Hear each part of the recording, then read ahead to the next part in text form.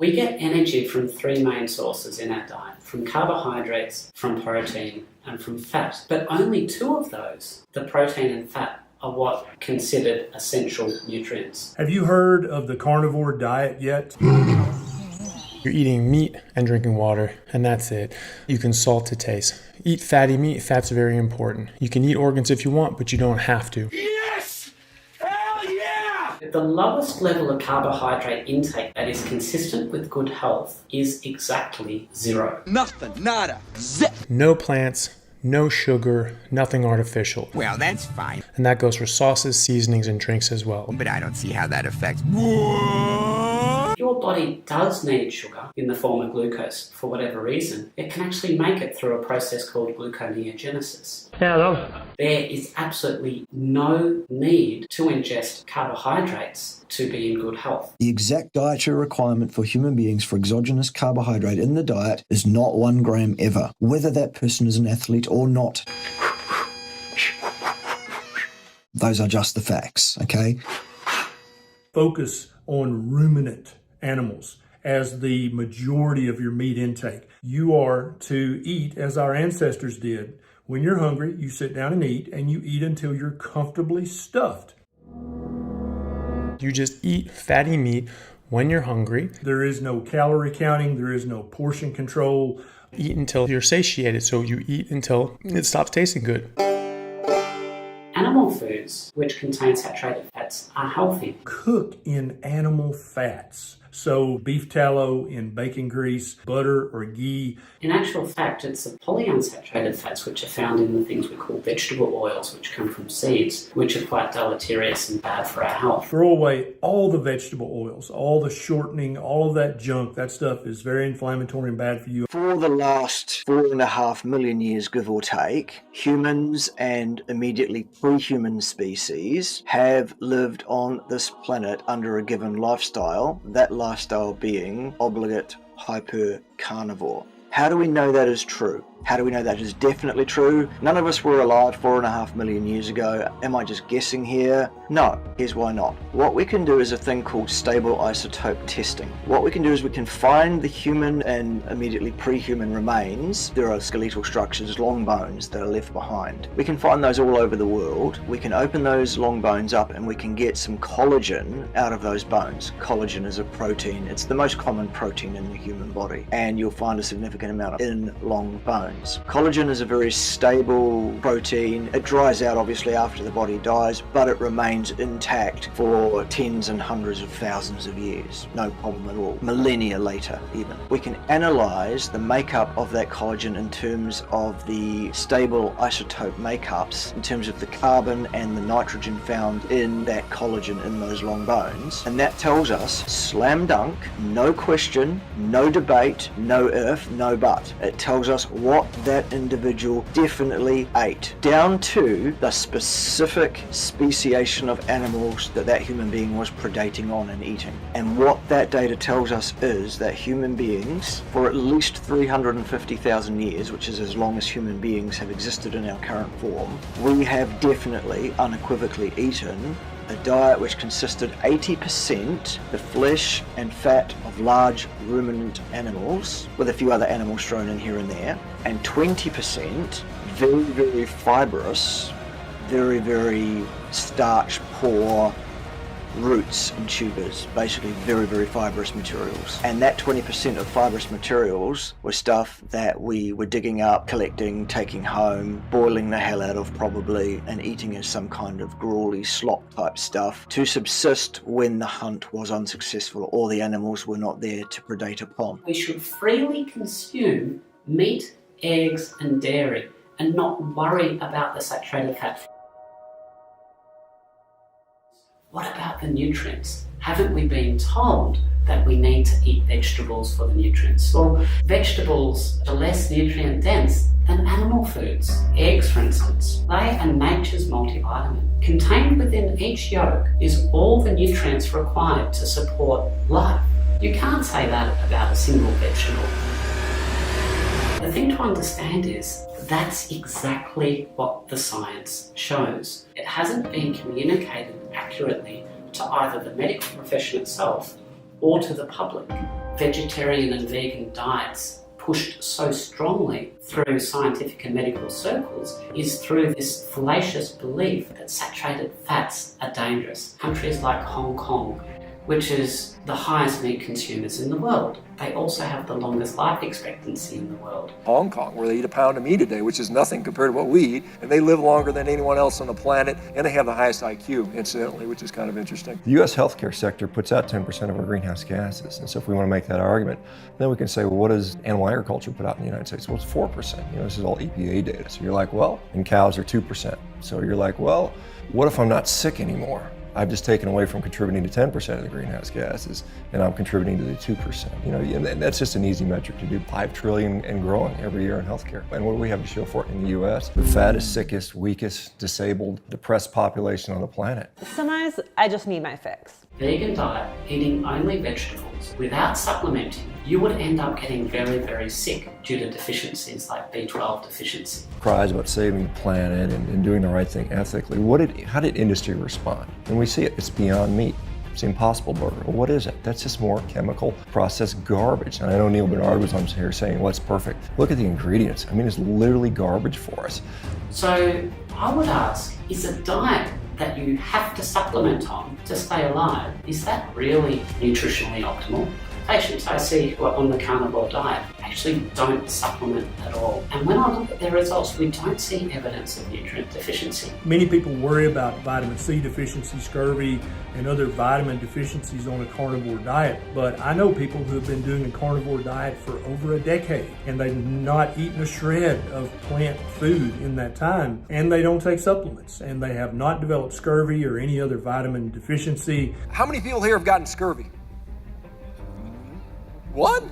None? None. So we can conclusively say that winning the lottery or getting struck by lightning is equally as probabilistic as getting scurvy on this diet. Animal foods, including meat, contain vitamin C. Vitamin C is very interesting. So first of all, molecularly, it's very, very similar to glucose. So when you ingest vitamin C, it's actually competing with glucose to get into the cells of your body. So people on carnivore diets who aren't consuming the glucose in the first place, they actually absorb more of the vitamin C. This is not new science. It's just not well known that we can get all the nutrients we require from animal foods. Even if we are consuming nutrients, there's other factors in plant foods called anti-nutrients, which can actually block their absorption. This study found that 52% of vegans were deficient in B12, despite, I'm sure, almost all of them knowing that it was something that they needed to supplement. If you're low in B12, it affects your intelligence. And if we're trying to have healthy, robust children that are growing, their brains are developing, they absolutely need animal nutrition. Subjects who went on that zero fiber diet had complete resolution of all of their symptoms of constipation. Pain, bleeding, bloating, strain opening their bowels. That's really like adding extra cars to a traffic jam and thinking that somehow those extra cars are going to clear the traffic jam. It's just going to make the jam worse. One only ever has to change the nappy of a breastfed infant to know that you don't need to consume fibre to open your bowels. Oh, God! Some people notice some of the benefits of a carnivore diet almost immediately, within days. Other benefits take weeks, if not months. I guess I do feel kind of better, so I believe I was having the placebo effect. The amazing transformations in both health and weight loss that people experience when they give it a try. So I would encourage you to do at least a 30-day carnivore challenge, if not a 60 or 90 day, depending on what health or weight issues you have. Do not be afraid of salt. Salt to taste. If your meat is not salty enough, add more salt. This is very, very important to help fight the carbohydrate withdrawal symptoms, but also to give your body enough sodium and chloride, both of which are essential in order to function optimally. Do not be afraid of salt. We eat more calories in soybean oil than we do beef today. This is a shocking fact. As an average, you're saying? As an average, right. And yet, what's going on with our disease rates? They're going up. Ideology of I'm not going to harm other sentient beings, which is noble and it sounds like a great idea, but you get wrapped up into that. So then you start making choices based on that and not your health. And at the end of the day, my health and my performance is more important. If I have to drink some milk, I'm going to do it. They're good? That is the happy meat dance. The greenhouse gas, which is sort of a hot topic right now. Cowspiracy went deep into that, right? Yeah, and they had some really weird numbers from the World Resource Institute. That's been totally debunked. You didn't buy the CO2 or the methane numbers. Well, the cows breathing CO2 out was a greenhouse gas pollutant. That's been completely dismissed. But you're on this carnivore diet now. Yes, all of the motivation for this has been my experience with my daughter because she has an unbelievably serious autoimmune disease. It's arthritis. But there's way more to it than that. But the arthritis was the major set of symptoms. She had 40 affected joints, her hip replaced and her ankle replaced when she was 15 and 16. And so she basically hobbled around on 2 broken legs for 2 years in extreme agony. And that was just a tiny fraction of the whole set of problems. And she was also seriously depressed, like severely depressed, way worse than you think. She couldn't stay awake for more than about 6 hours without taking Ritalin, and she was dying. I had a cousin, my cousin's daughter, she died when she was 30 from an associated autoimmune condition. So there's a fair bit of this in our family. It was bloody bleak, I'll tell you. And my wife always had a suspicion that this was dietary related. She is doing so well now, it is absolutely beyond comprehension. She's very trim. She had a baby, but she's very trim. She's down to about 118 pounds. She's about 5'6". She's just glowing with health. All of her autoimmune symptoms are gone, all of them. One of the things that happened is she started to wake up in the morning. She started to be able to stay awake all day. And when you're only staying awake for 6 hours with Ritalin, staying awake all day, that's like having a life. And so a whole bunch of things improved. Then her depression went away. Well, one of the things Michaela told me was she thought, well, what's it like to be depressed? Well, imagine you have a dog and you really love the dog and then the dog dies. And then about 3 years ago, our dog died. That was Michaela's dog and she really liked that dog. And she said, that was bad, but it's nowhere near as bad as being depressed. Anyways, her depression went away. All these symptoms went away. And like radically, she started to add things back and take them away. And sometimes when she added things, the results were devastating. She was like done for a month. She ate the wrong thing, done for a month. She figured out that she could only eat beef. 2 years ago, she said, Dad, you have to try this diet because you have a lot of the same symptoms as me. I went on a really low carb diet. I had gastric reflux disorder and I was snoring quite a lot. I stopped snoring the first week. I started waking up in the mornings. I'd never been able to wake up in the mornings my whole life. I always had to stumble to the shower. And so all of a sudden I woke up and it was like, oh, look at that. I'm awake in the morning and I'm clear-headed and things aren't gloomy and horrible. It's like, well, isn't that weird? Then I lost 7 pounds the first month. 7 pounds, that's a lot in a month. And I'd already gone for a whole year on a sugar-free diet and I didn't lose any weight. Then I lost 7 pounds the next month. Then I lost 7 pounds the next month. I lost 7 pounds every month for 7 months. It's like I'd throw away all my clothes. And my psoriasis disappeared. And I had floaters in my right eye and they cleared up. The last thing that went away for me, I was still having a bitch of a time with mood regulation. And that sucked because when I changed my diet, I didn't respond to antidepressants properly anymore. They weren't working. Quit eating greens. And I thought, oh, really? Jesus, Michaela, I'm eating cucumbers, lettuce, broccoli, chicken, and beef. It's like I have to cut out the goddamn greens? Try it for a month. Okay. Within a week, I was 25% less anxious in the morning. Within 2 weeks, 75%. And I've been better every single day. I'm better now, probably, than I've ever been in my life. And I haven't been taking antidepressants for a whole year. And I've actually gained musculature. I can sleep 6 hours a night, no problem. I wake up in the morning, I'm awake. If I take a 15-minute nap, that used to take me an hour to recover from, that's gone. Here's the coolest thing. I've had gum disease since I was 25. It's gone. My legs were numb on the sides, that's gone. I'm certainly intellectually at my best at the moment, which is a great relief, especially doing this tour. Depression is gone. I'm stronger. I can swim better. Do you take any vitamins? No, I eat beef and salt and water. That's it. And I never cheat. I'm curious about this. I'm very curious. And yeah, I think I might try it. Here's a question. Why is everyone fat and stupid? That's a question, man. Because it's new.